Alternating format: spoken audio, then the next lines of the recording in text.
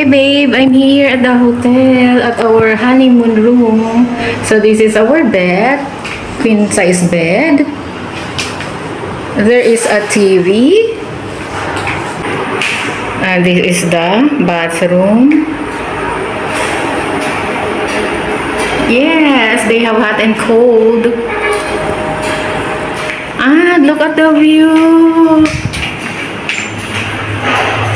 It's in front of the sea. We can walk in the morning. There. Can't wait more. Can't wait more to hug you, baby. Eating siopaw while waiting for my husband's arrival. My yogurt drink and water. So this is the first food that I'm going to eat in the hotel. Nag-ayos na ako ng aking mga gamit para naman maayos ang aming room pagdating ng aking husband. At ito yung request niya na isusuot ko sa pagsundo sa kanya sa airport. It's awkward at my age, you know, na magsuot ng ganitong sexy dress. At pang-young talaga ito, pang teenager. But since request ng asawa ko, isusuot ko na rin.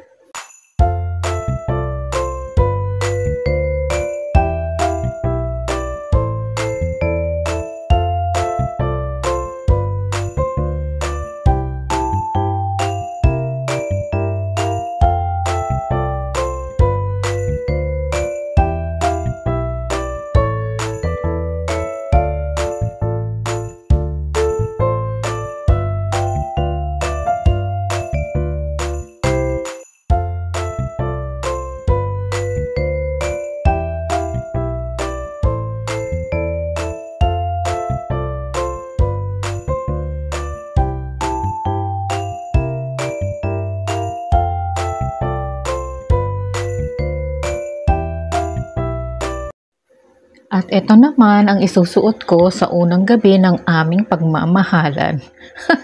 Charot.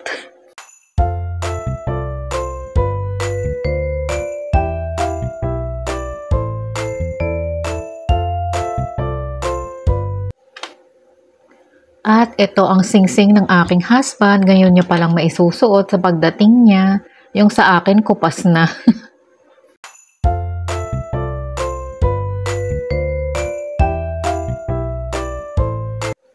Ito pa ang isa kong isusuot ko sa gabi ng aming pagmamahalan. Charot!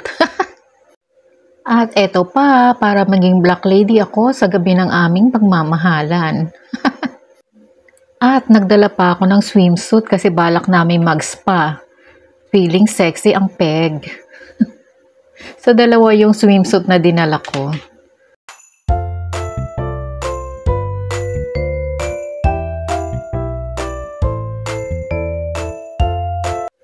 Ito pa yung isang swimsuit na dinala ko.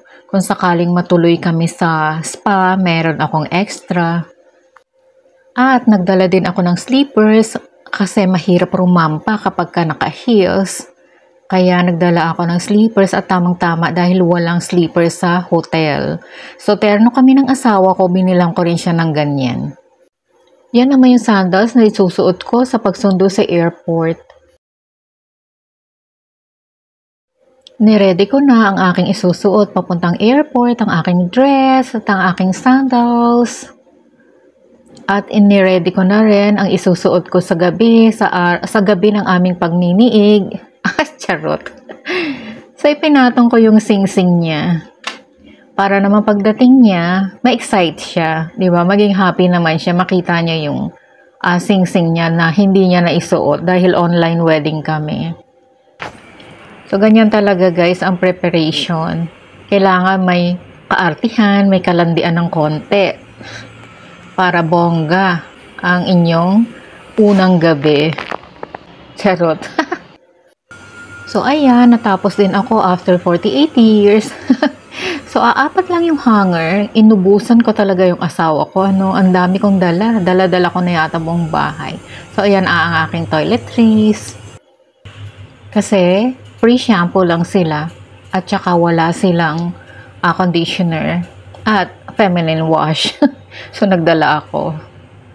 So, ayan ang aming view in front of the sea. So, sa paggabi, makikita mo yung eroplano na lumilipad.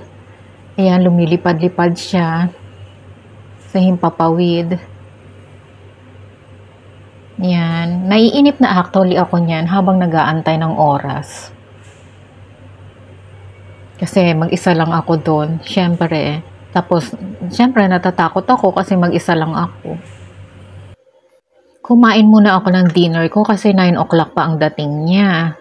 Anong petsa pa lang. Magugutom ako sa kakaantay doon sa kanya. Binili ko yan sa 7-Eleven sa baba lang ng hotel. Very convenient kasi nga pag may kailangan ka, pag nagutom ka, pababa ka lang. Nandyan na mismo sa building ng hotel yung 7-Eleven. At syempre, bago pumunta ng airport, nag-shower ako ng bonggang-bongga.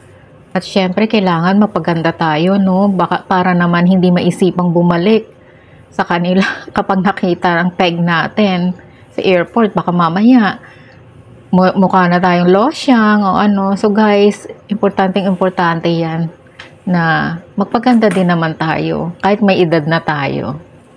Lalo na, first time naming magkikita. Kasal na kami. Ilang taon na kaming in a relationship, tapos first time namin magkikita.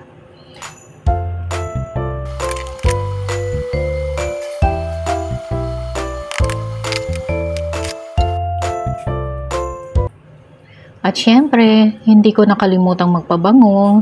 Importante yan para naman amoy baby ako sa unang yakap namin. Charot. Siyempre, hindi ko rin kinalimutan mag-lotion dahil alam ko, hihipu-hipuin niya ako. Para naman smooth ang skin ko kapag hinipu-hipuan niya ako. So, hindi ako nagkamali.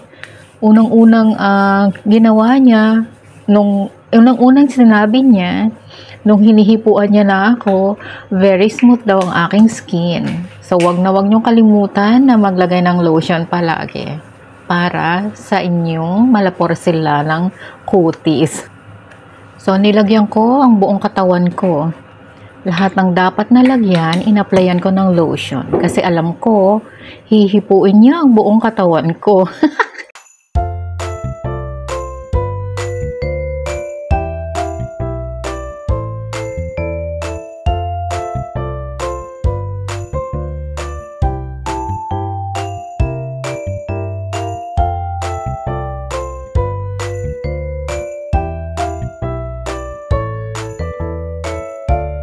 One hour bago siya dumating, nag-prepare na nga ako para hindi ako malate.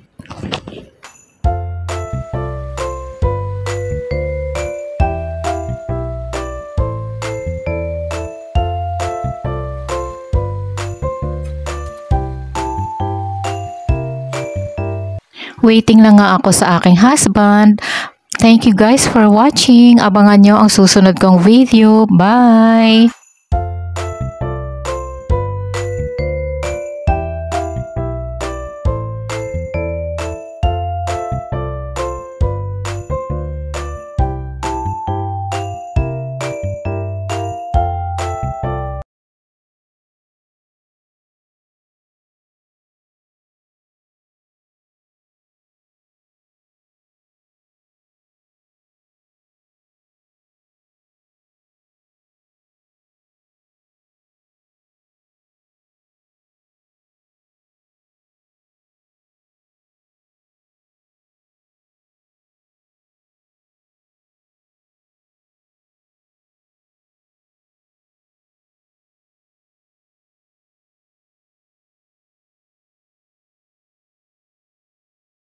One hour na lang bago siya dumating, nagbihis na ako para hindi ako malate.